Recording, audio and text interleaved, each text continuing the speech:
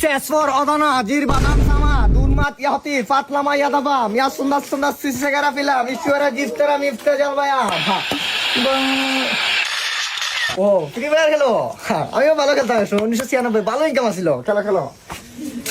ও কাকু কাকু আমার মা বাতি লাগে অসুস্থ ও কাকু কাকু ভিক্ষা দেন কাকু ভিক্ষা দেন না